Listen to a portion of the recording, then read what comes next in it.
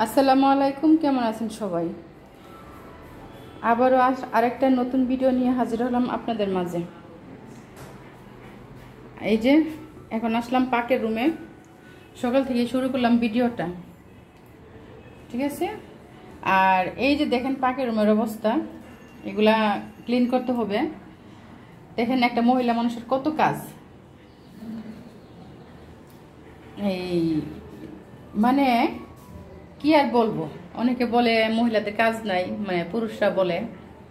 যাই হোক, আমার ভিডিওটা যেই দেখবেন লাইক দিবেন, আর অবশ্যই একটা সাবস্ক্রাইব করবেন।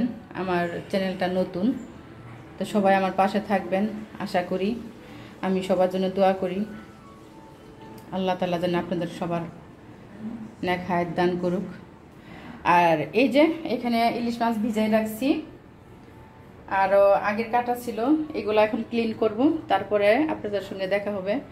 আর অবশ্যই আজকে ইলিশ মাছটা রানবো শসা দিয়ে। কে শসা দিয়ে খাইছেন জানি না, আমি আবার ইলিশ মাছ শসা দিয়ে খাই, ভালো লাগে আমার কাছে। তো যাই হোক, এগুলা ক্লিন করি। ওই যে শসা কেটে রাখছি, ঠিক আছে?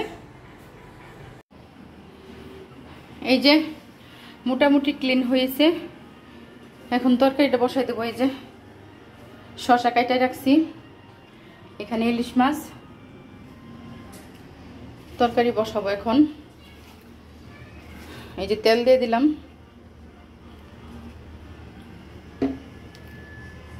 মশলা দিব। এই যে মশলা দিয়ে দিচ্ছি, এটাকে ভালো করে কষাই নেব। হলুদ মরিচ দিব এখন।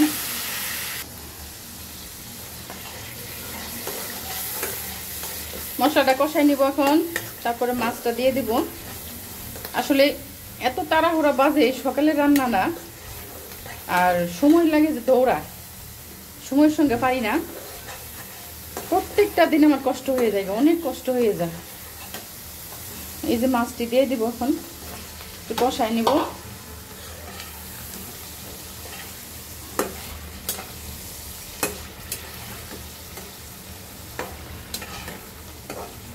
ছেলেদেরকে স্কুলে নিয়ে যাও, নিয়ে আসো, এত যে প্যারা। যে মারা এইভাবে স্কুলে নিয়ে যা আসে তারাই বুঝে আসলেই।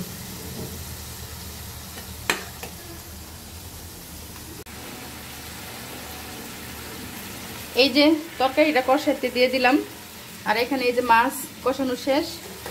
এই যে এখন কষাবো, এটা ডাকবো না, কারণ এটাতে পানি উঠবে। শসা তো নরম তরকারি। আচ্ছা, আমার শসা তরকারি অনেক ভালো লাগে এই ইলিশ মাছ দিয়ে। কে কে খান অবশ্যই কমেন্ট করে জানাবেন। অনেক দেশে খাই না, আবার দেশের কথা বলি না, মানে আমার ভালো লাগছে, বাট আমি রান্তাছি। আচ্ছা যাই হোক, আরেকটা কথা, এই যে মহিলারা, মানে নারী যাত্রা, যাদের বিবাহ হয়েছে বা সন্তান আছে, তারাই বুঝেন একটা সংসারে কত কাজ থাকে। হ্যাঁ, আর ওইদিকে দিচ্ছি আমি রাইস কুকারে ভাত। ভাতটার কি অবস্থা দেখি। এই যে ভাত পড়াই হয়ে গেছে, এটাকে এখন আমি একটু গড় দিব। একটা সংসারে 2-3টা বাচ্চা থাকলে সেই মহিলা জানে কত কষ্ট।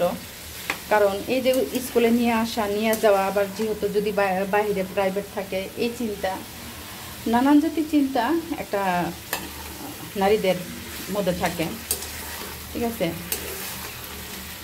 তো এই চিন্তা আমার অনেক বেশি। আমি জানি না আমার মতো কার কার চিন্তা আছে। তো আচ্ছা, ভাতটা গড় দেই, ফ্যান গলায় দেই। এই যে এটা ভালো করে কষানো হয়ে গেছে, এখন দিব ঝোল। এই যে দেখেন তরকারি হয়ে গেছে,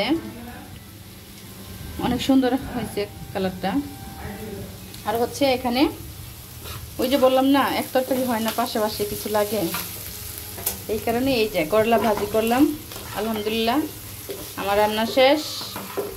এখন আপনাদের ভাইয়া খেতে আসছে, তাকে খেতে দিব, ঠিক আছে? তারপর হচ্ছে আমার বারান্দাটা পরিষ্কার করবো আজকে।